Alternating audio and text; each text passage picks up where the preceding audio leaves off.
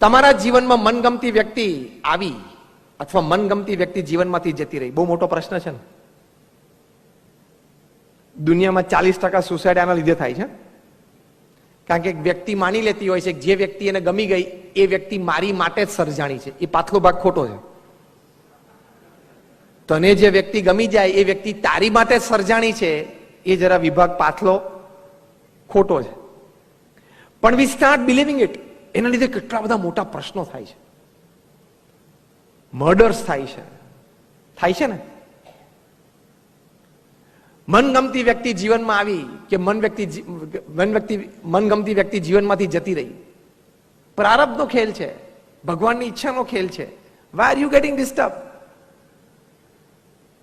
કોઈ પણ પરિસ્થિતિમાં આપણી માનસિક સ્થિરતા અને આંતરિક આનંદ, આ બે વસ્તુ ઉપર કોઈ પણ પ્રકારની ઈજા પહોંચવી જોઈએ નહીં.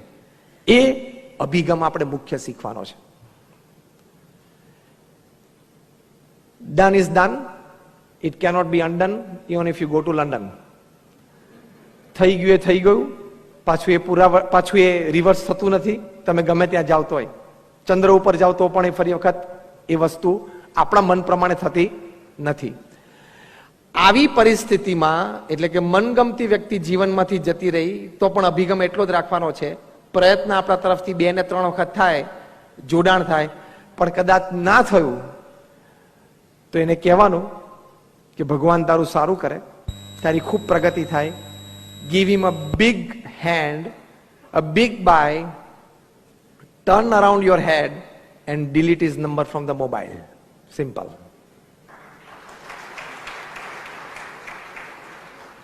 એને શુભેચ્છા પાઠવવાની, એનું સારું થાય એવી એકવાર પ્રાર્થના કરી લેવાની. 2 કે 3 વખત જોડાણના પ્રયત્ન પછી ગોળ ફરી જવાનું અને મોબાઈલમાંથી ડિલીટ નંબર કરી નાખવાનો. એટલે શું, ફરી વખત સ્ક્રોલમાં પાછો નંબર આવે નહીં, અને આવે ને પાછું દુઃખ આવે. You tried your best, it did not happen, accept it, don't get disturb. કે જીવન તો આપણે જીવવાનું છે ને. તો વ્યક્તિગત જીવનમાં જ્યારે આવા પ્રશ્નો આવે, સંબંધોના પ્રશ્નો આવે, ત્યારે બહુ જ ફર્મ, દ્રઢતાપૂર્વકનો અભિગમ અપનાવવો ખૂબ જરૂરી છે. નહીં તો આંતરિક દુઃખમાંથી વ્યક્તિ બહાર જ ના આવી શકે.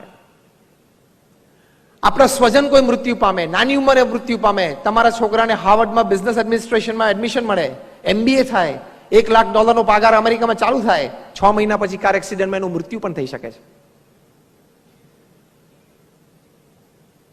પ્રમુખ સ્વામી મહારાજ આની માટે સુંદર એક અભિગમ શીખવાડે છે, અને એ અભિગમથી ઘણા બધાના જીવનમાં આ પ્રકારના પ્રસંગો બન્યા તો સ્થિર રહી શક્યા. પ્રમુખ સ્વામી મહારાજ શીખવાડે છે કે હાર્વર્ડમાં એડમિશન મળ્યું એ પણ ભગવાનની ઈચ્છા. એ છોકરો ગ્રેજ્યુએટ થઈને વન્ડરફુલ સેલરી અને ગુડ જોબ, ગોડ્સ વિશ. અને કદાચ એ છોકરો નાની ઉંમરે મૃત્યુ પામ્યો, ભગવાનની ઈચ્છા સમજજો. કારણ કે ના સમજો તમે બીજું કરી શું લેવાના? દેશી ભાષામાં શું કહે છે? લે થાય કર લે. તો શું થવાનું શું છે? થઈ શું શકવાનું છે આપણાથી? કશું જ નથી થઈ શકવાનું. તો એ વખતે આવા સ્પષ્ટ અને ખૂબ દ્રઢતાપૂર્વકના અભિગમ અમુક દ્રઢ કરીને રાખવા જ જોઈએ. અને અભિગમ ત્યારે દ્રઢ થાય કે તમે 10 પ્રકારના દુઃખ એક ચિઠ્ઠીમાં લખી રાખો. એમાંથી 2 તો બધાને આવે છે. એમ આઈ રાઈટ ઓર રોંગ? 10 પ્રકારના દુઃખ લખી રાખવાના. 35 વર્ષની ઉંમરે પત્નીને કેન્સર, 22 વર્ષનો છોકરો રોડ એક્સિડન્ટમાં ધામમાં ગયો, તમારો 500 કરોડનો બિઝનેસ રાતોરાત પ્રશ્નમાં આવી ગયો, અને ઘણી મોટી ઉપાધિ ઊભી થઈ, ઘણી મોટી ખોટ આવી ગઈ. આવા 10 જીવનના મેજર દુઃખ લખી રાખવાના, આંખ બંધ કરીને 2 ટીક કરવાના. બધાને આવે છે. પછી એમાં રડવાનું શું? હા કે ના? Everybody has to pass through. Nobody has reached heaven. અંગ્રેજીમાં એક બહુ સરસ કહેવત છે, nobody has reached heaven without passing through hell. નરકમાંથી પાસ થયા વગર કોઈ સ્વર્ગમાં પહોંચ્યો જ નથી. You talk of Sachin Tendulkar, you talk of Ratan Tata, you talk of Mukesh Ambani, you talk of Bill Gates, you talk of Warren Buffett. બધા જ આમાંથી પસાર થયા છે. તો પછી ખિસ્સામાં 2 હીરાની પડીકી વાળા પણ પસાર થાય, અને ઓફિસમાં હીરાના ઢગલા વાળા પણ પસાર થાય. એ જીવનનો એક ક્રમ છે, સ્વીકારી લેવાનો. Anything in life is 40 + 30 + 20 + 20. આ સનાતન સિદ્ધાંત.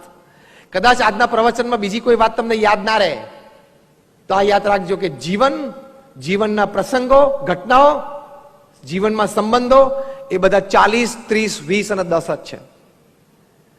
તમારા મોબાઈલમાં જેટલા મોબાઈલ નંબર ફીટ કરેલા છે એમાંથી 40% જોડે તમારા લાઈફ ટાઈમ સારા સંબંધો રહેશે.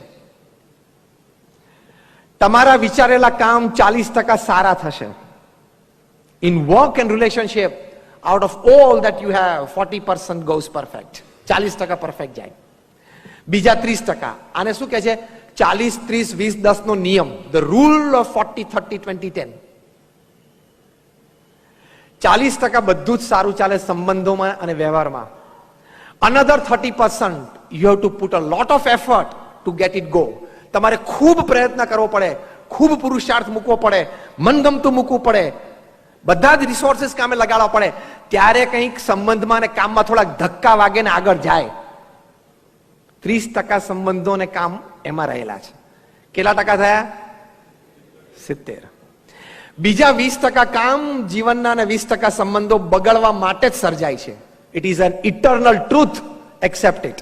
આ સનાતન સત્ય છે પૃથ્વી ઉપર. જીવનમાં કેળવાયેલા 20% સંબંધો અને 20% નિર્ણય કરેલા કામો બગડે જ છે, બગડવા માટે જ સર્જાયેલા છે. એટલે કોઈ સંબંધ બગાડે તો 2 કે 3 વખત પ્રયત્ન કરી લેવો, સંબંધો ના સુધરે તો એના 20% કેટેગરીમાં મૂકી દેવો. એટલે શું? ચિંતા ના રહે, આ અભિગમ. સ્ટ્રેસ એ ના રહે, આ અભિગમ. કેટલા ટકા થાય? 90. હવે 10% ની મજા આવે એવું છે કે નહીં? ઇંતેજારી છે ને? હવે 10% કામ અને 10% સંબંધો એ જીવનમાં કામ ખોટ આપવા માટે સર્જાયેલા છે અને સંબંધો દુશ્મનાવટમાં પરિવર્તિત થવા સર્જાયેલા છે. અનુભવ છે? અનુભવ હોય તો હાથ ઊંચો કરો. હા, બધાનો અનુભવ છે.